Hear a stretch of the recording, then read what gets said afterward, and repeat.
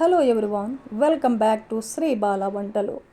ఈరోజు నేను మా అమ్మగారు చేసే స్టైల్లో కరెక్ట్ అయిన కొలతలతో రసం పౌడర్ తయారీ విధానాన్ని చూపిస్తానండి.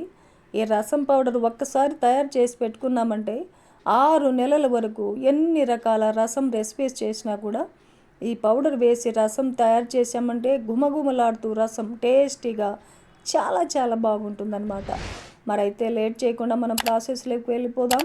గుమగుమలాడే రసం పౌడర్ని కరెక్ట్ అయిన కొలతలతో ఎలా ప్రిపేర్ చేసుకోవాలి అనేది ప్రాసెస్లోకి వెళ్ళిపోదాం, చూసేద్దాం పదండి. రసం పౌడర్కి ఒకే కప్పు కొలతలతో ఇంగ్రీడియంట్స్ అన్నీ కొలుసుకోవాలి. నేనైతే ఈ కప్పు కొలతలు తీసుకుంటున్నాను. స్టవ్ ఆన్ చేసి ఒక ప్యాన్ పెట్టేసుకొని 1 కప్పు శనగ బ్యాడలు వేసేసుకొని లో ఫ్లేమ్లో ఫ్రై చేసుకుందాం.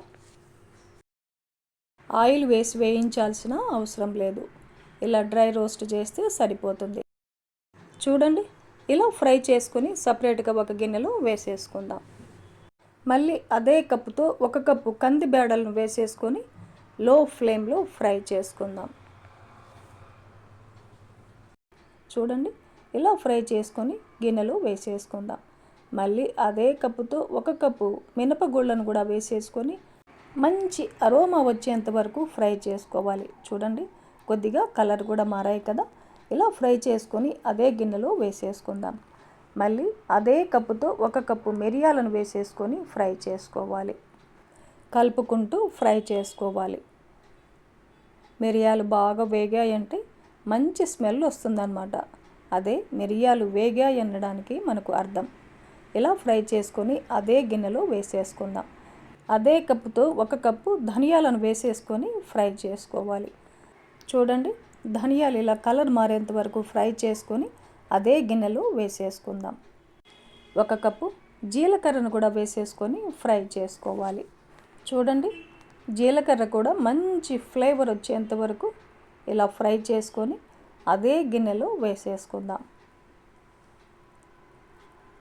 నెక్స్ట్ వచ్చేసి 1/2 కప్పు రాతి పువ్వు మరాఠీ మొగ్గ, ఒక చిన్న జాజికాయ వేసేసుకొని ఫ్రై చేసుకోవాలి. ఇవి చాలా త్వరగా వేగిపోతాయండి. ఇవి వేసి రసం పౌడర్ ప్రిపేర్ చేసామంటే రసం గుమగుమలాడుతూ మంచి ఫ్లేవర్తో టేస్టీగా తయారైపోతుంది. ఇలా లో ఫ్లేమ్లో ఫ్రై చేసుకొని అదే గిన్నెలో వేసేసుకుందాం.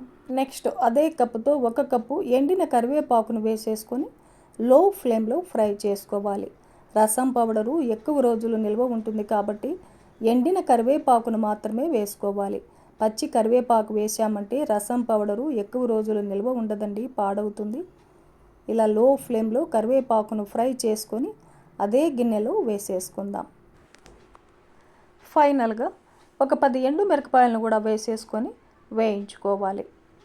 చూడండి, ఎండుమిర్చిని ఇలా ఫ్రై చేశాక అదే గిన్నెలో వేసేసి ఈ మొత్తం ఇంగ్రీడియంట్స్ అన్నీ కూడా ఒకసారి బాగా కలిపేసుకొని ఒక 10 నిమిషాల పాటు చల్లారనివ్వాలి. ఇలా 10 నిమిషాల పాటు చల్లారబెట్టుకున్న తర్వాత మిక్సీ జార్లో వేసేసుకొని మెత్తటి పౌడర్ లాగా మిక్సీ పట్టేసుకోవాలి. మీరు కావాలంటే 1 టేబుల్ స్పూన్ పసుపును కూడా వేసేసుకొని మిక్సీ పట్టేసుకోవచ్చు. చూడండి, ఇలా మిక్సీ పట్టుకున్న రసం పౌడర్ని జల్లెడ పట్టుకోవాలి. జల్లెడ పట్టుకున్నామంటే ఏదైనా బరక అనేది ఉన్నా కూడా మళ్ళీ వేసేసుకొని మిక్సీ పట్టేసుకోవచ్చు. చూడండి, చివరగా వచ్చిన ఈ బరకను కూడా మిక్సీ జార్లో వేసేసుకొని మళ్ళీ మెత్తగా మిక్సీ పట్టేసుకుందాం. చూడండి, మొత్తం అంతా ఇలా మిక్సీ పట్టేసుకొని జల్లెడ పట్టేసుకున్నామంటే గుమగుమలాడే రసం పౌడరు మనకు రెడీ అయిపోతుంది. ఇలా కరెక్ట్ అయిన కొలతలతో తయారు చేసుకున్న రసం పౌడర్ని ఏదైనా ఎయిర్ టైట్ బాక్స్లో పెట్టేసుకుని ఫ్రిడ్జ్లో స్టోర్ చేసుకున్నామంటే 6-7 నెలల వరకు ఫ్రెష్గా ఉంటుందండి. అవసరమైనప్పుడు కొద్దిగా తీసి పక్కన పెట్టేసుకొని మిగిలిందంతా ఫ్రిడ్జ్లో స్టోర్ చేసుకోవచ్చు. రసం చేసేటప్పుడు కొద్దిగా ఇంగువను కూడా వేసేసుకొని రసం చేసామంటే టేస్ట్ చాలా బాగుంటుందండి. అప్పటికప్పుడు వేసుకుంటేనే ఇంగువ ఫ్లేవర్ బాగుంటుంది. ఇలా నచ్చకపోతే ఇంగ్రీడియంట్స్ మిక్సీ పట్టుకునేటప్పుడు ఒక 2 టేబుల్ స్పూన్ల ఇంగువను వేసేసి కూడా మిక్సీ పట్టేసి స్టోర్ చేసుకోవచ్చు. చూశారు కదండి, అమ్మ చేసే స్టైల్లో ఈరోజు మీకు రసం పౌడర్ ప్రిపరేషన్ చూపించాను కదా. ఈ ప్రాసెస్లో రసం పౌడర్ని మీరు కూడా తప్పకుండా ఇంట్లో ట్రై చేయండి.